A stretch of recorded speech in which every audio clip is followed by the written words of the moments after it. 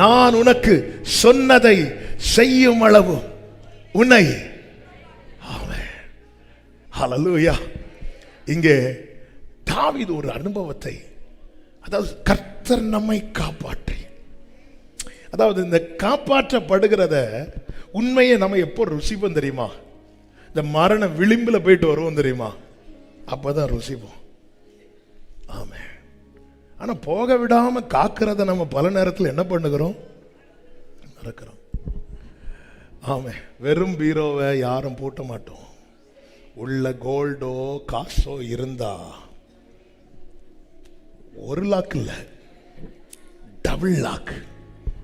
ஆமென். ஹல்லேலூயா.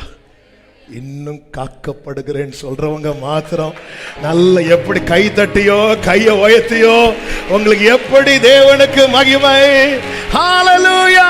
1000 நாவிருந்தாலோ நன்றி சொல்லி ஆமென். வாழ்நாள் எல்லாம் உம்மை பாடுங்க. 1000 நாம் இருந்தாலும் கைகளை உயர்த்தி 1000 நன்றி சொல்லி தீராதே. வாழ்நாள் எல்லாம் வார்த்தைகள் போதாதே. நான் உள்ளளவோ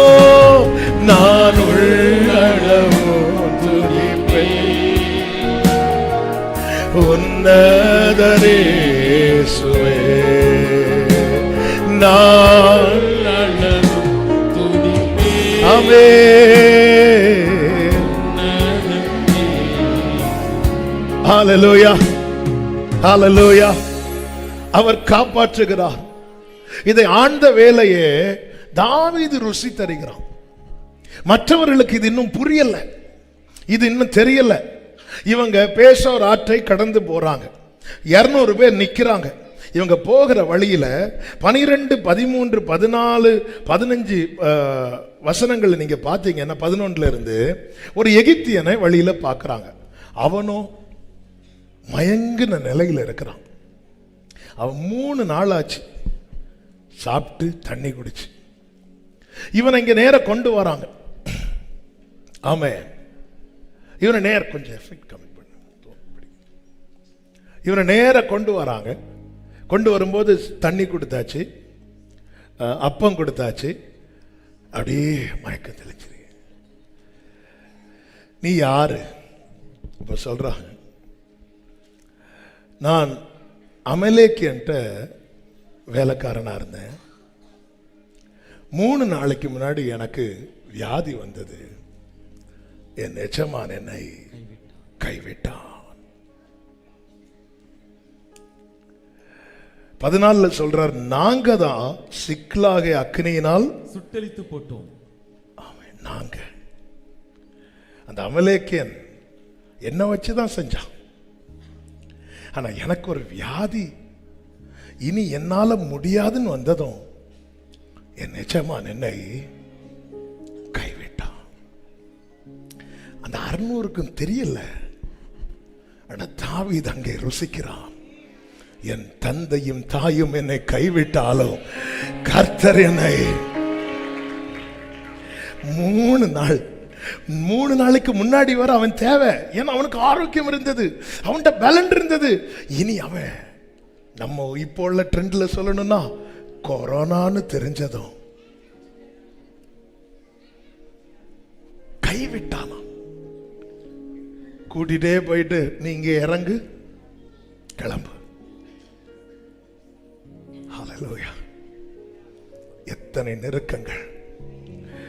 சங்கீதம் 42 தாவீது சொல்லுகிறார், அலைகள் திரைகள் எல்லாம் என் மேல் புரண்டு போயின, ஆனாலும் கர்த்தர் பகற்காலத்திலே கிருபையை கட்டளையிட்டார். எங்க இதாங்க உலகத்துக்கும் உன்னதத்துக்கும் உள்ள வித்தியாசம். நம்மளால இனி இல்லைன்னா எங்க கைவிடுவாங்கன்னு நமக்கு தெரியாது. ஒரு 3 வருஷமா வியாதியிலிருந்து கைவிட்டான்னா அவன் சொல்றதுல நியாயம் இருக்கு. அவனும் என்னப்பா செய்வான். இது வியாதி 3 நாள் தான். நிறைய பேர் பாருங்க, டிசம்பர்ல ப்ரமோஷன் கிடைச்சிருக்கும், ஜனவரியில வேலையை விட்டு தூக்கியிருப்பாங்க. எத்தனை பேர். இதுதான் உலகம். அதான் தாவீது சொல்றார், இங்க பாரு, உனக்கு புரியலையா எதுக்கு இதெல்லாம் கர்த்தர் காட்டி தர்றார் தெரியுமா? ஆமா, நீ யூஸ் இல்லைன்னு தெரிஞ்சா இந்த உலகம் உன்னை எங்க தூக்கி போடும் தெரியாது. ஆனால் நீ தாயின் கருவில் தோன்றினது முதல் இந்த கையில தான் நான் உன்னை ஏந்தினேன். ஆமே, நான் உன் உள்ளம் கையில உன்னை வரைந்திருக்கிறேன்.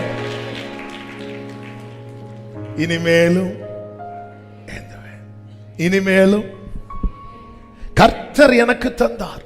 104வது சங்கீதம் அதனுடைய 27, 28 வசனங்களிலே சொல்லப்பட்டிருக்கிறது, ஏற்ற வேளையில் ஆகாரத்தை தருவீர் என்று அவைகள் எல்லாம் உம்மை நோக்கி காத்திருக்கும். நீர் கொடுக்க. எல்லாரும் அந்த வார்த்தை கேட்டீங்களா? நீர் கொடுக்க அவைகள் வாங்கி. அப்ப நீங்க கொடுக்கலன்னா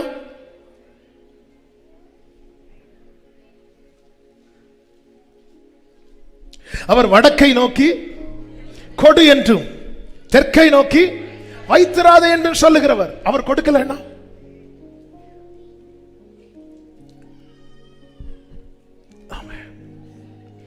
அது இவனாலதான் பிரச்சனை, இவளாலதான் பிரச்சனை. இந்த ஆள் இருக்கிறது வரைக்கும் எனக்கு ப்ரொமோஷன் கிடைக்காது. இந்த பிரதர் இருக்கிறது வரைக்கும் நீர் கொடுக்க எனக்கு ஏன் கிடைக்கல? அவர் கையை திறக்கல. அப்ப என்னுடைய வேலை நீ எதுவா இருக்கணும்? அவரை கையை திறக்க வைக்கணும்.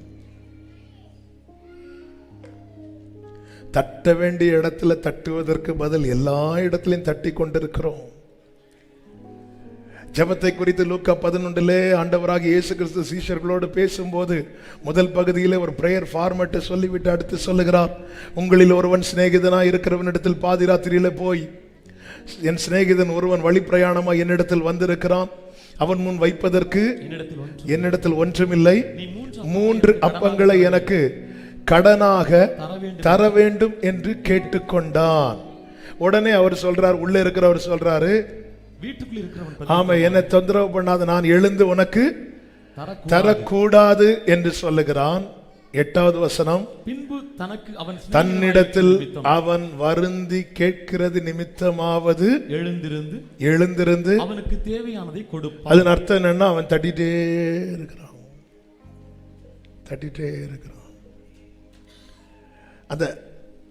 அந்த பிரேயரை குறித்து ஆண்டவர் சொல்லும் போது, இது பலமுறை இந்த டாபிக் சொன்னாலும் இன்னைக்கு ஒரு காரியத்தை டச் பண்றேன். நீ கேட்டப்ப அவர் தரல, ஓகே, அதுக்கப்புறம் ஏன் தட்டுற? அவருக்கு எப்போ தோணுதோ தரட்டும்.